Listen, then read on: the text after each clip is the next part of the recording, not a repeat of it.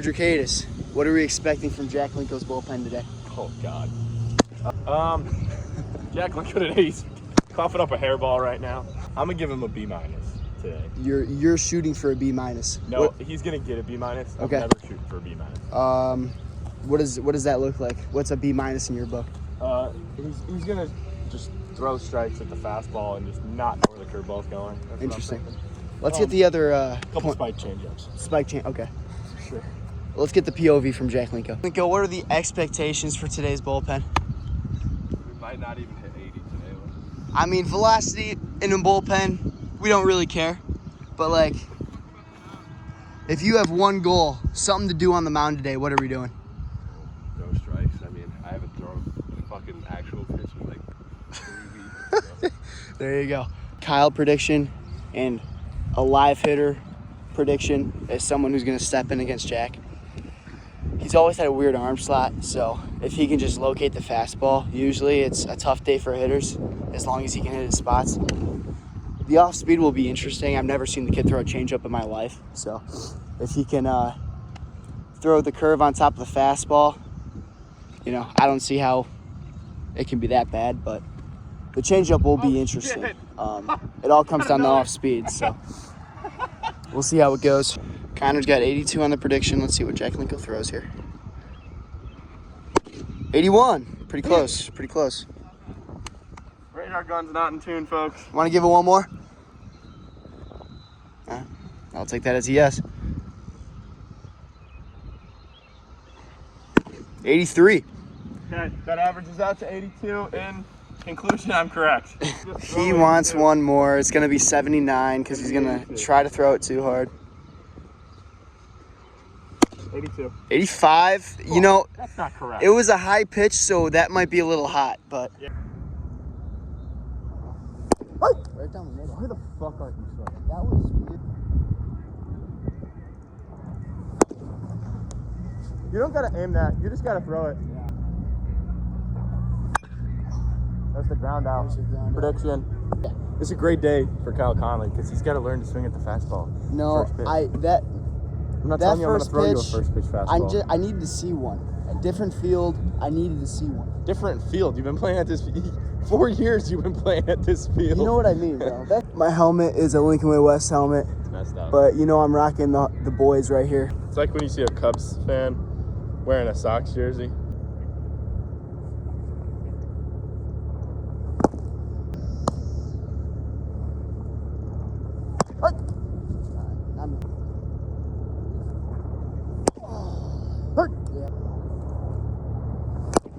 I see. Right down the cock, dude.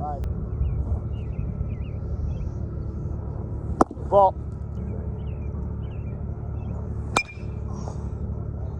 Out. Dude, is that gone? You just scored the run. POV, Jack Linko is chasing the bomb that I just hit. Where is he? Insert Kyle strikeout. Yeah, go chase it, Linko. Go chase it. Oh, man.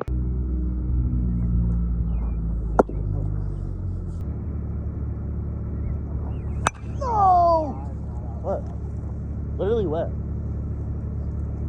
Dude, that was the one.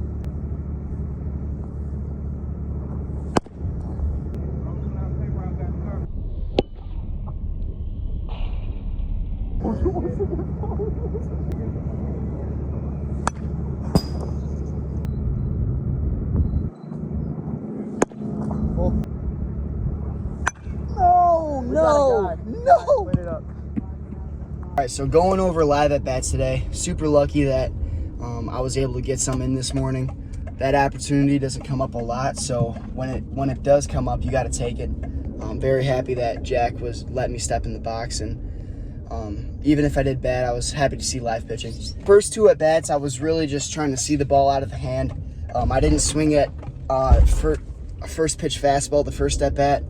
Just trying to get accustomed to that kind of weird arm slot that he has. Not that it's bad.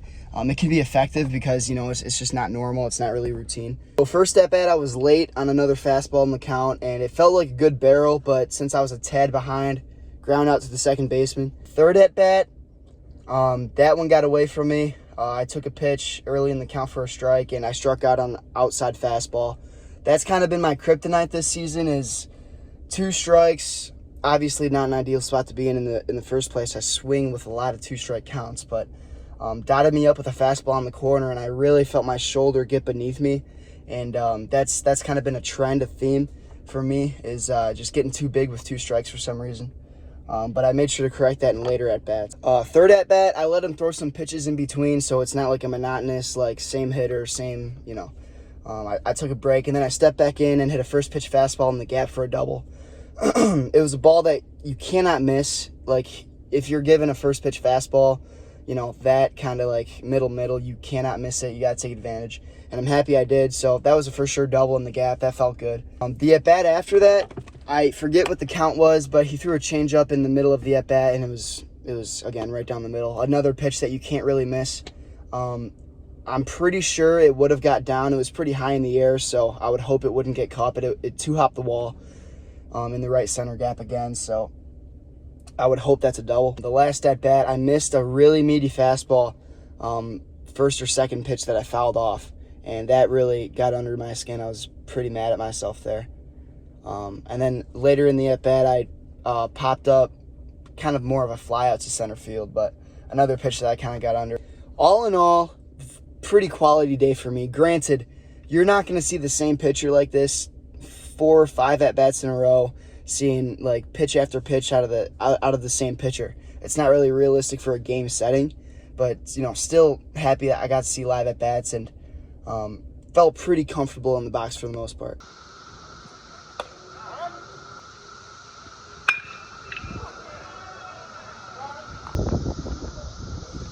Ooh, good.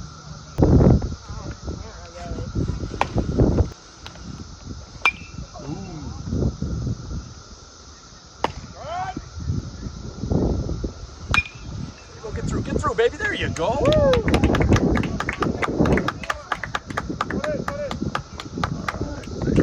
Getting on the day at the plate, 2 for 2, 2 singles, an RBI, a walk. Again, competition was not that great, but still gotta hit the ball. Gotta do what you gotta do.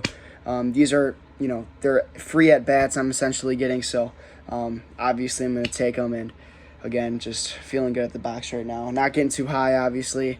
Haven't really seen 80 yet at the box, besides Linko today, but again, that talked about that already. So a long day of a lot of at-bats I got to have, and really, really quality. Single to the left side that you guys saw, and then a single to the right side on a 2-strike count. Didn't really trust the umpire, so kind of just threw the bat out there. It wasn't the prettiest swing, but still got through. So again, 2 for 2 today. Felt pretty good at the box.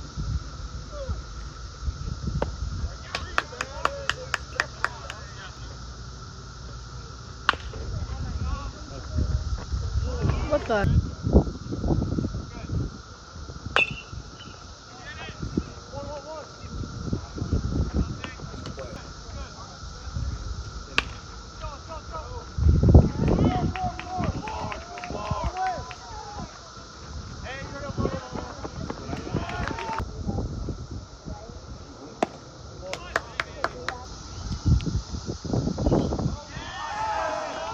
What are you?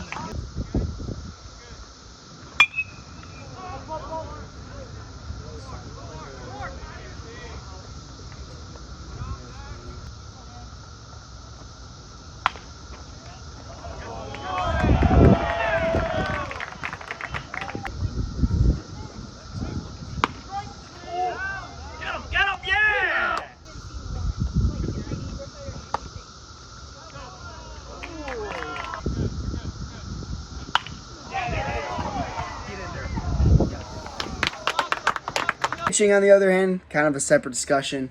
Pretty frustrated at myself after my performance. The only reason we tied was because I let him run the last inning. Had a good first inning. I struck the first guy out, and then a ground ball it was supposed to be a Sunday hop to the second baseman and hit a rock and flew right over his head. So that's got to be, rule to hit. The second baseman didn't touch it, but it was like the weakest ground ball I've ever let up.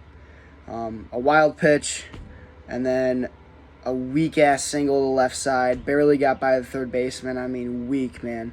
And then there's an earned run there. And then I struck the last kid out. So there's a ground out in there too. But really just, unfortunate bounces I was getting. Probably shouldn't have thrown the wild pitch, but, that inning was kind of unlucky. And then the second inning was completely on me. Hit the first batter with the first pitch. Walked another guy in there.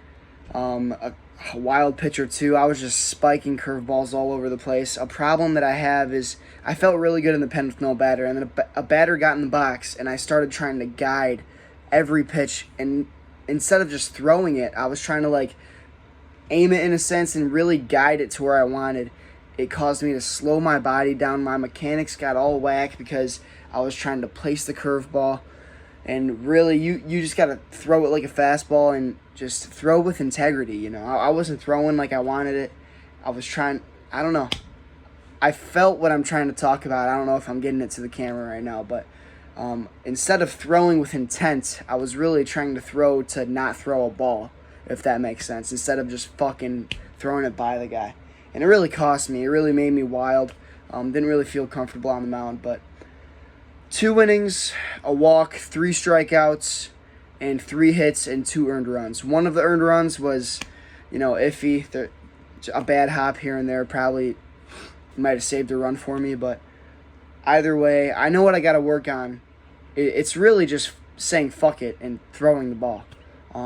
Granted, first, time seeing live hitters since a while. So I'm going to cut myself some slack. I'm still... the only reason we didn't win was because I let up a run in the last inning. So I'm still taking it, but at the same time, it's a great start to build off of.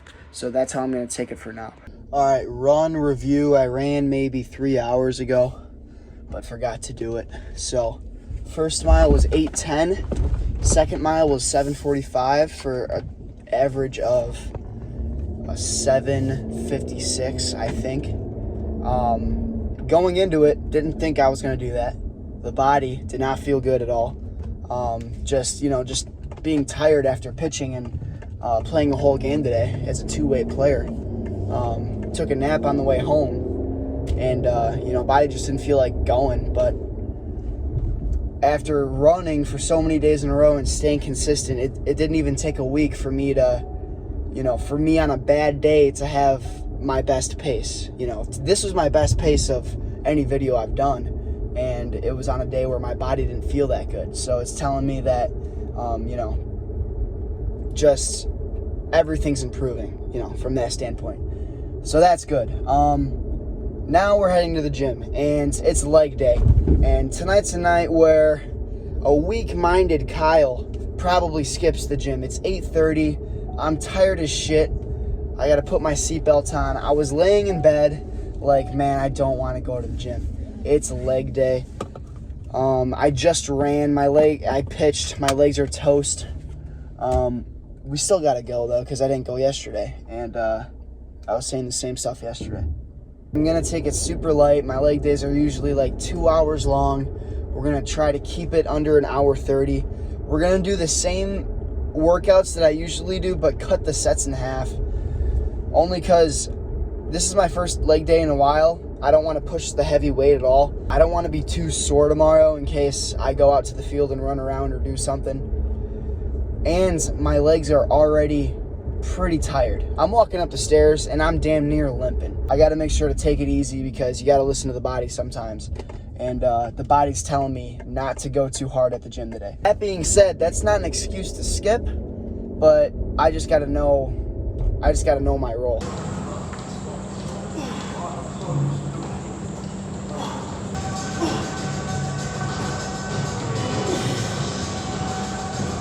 So at the moment, I'm following the college lifting program that I'm on, and obviously it's leg day. Squatting for me has been kind of iffy since freshman year. I have a history of lower back problems. Hasn't caught up to me lately. Been fine really, but I'd rather not risk it on the squat. That's why I rarely, if ever, squat in the off season unless it's like at a team practice. So instead of actually squatting, I do these instead.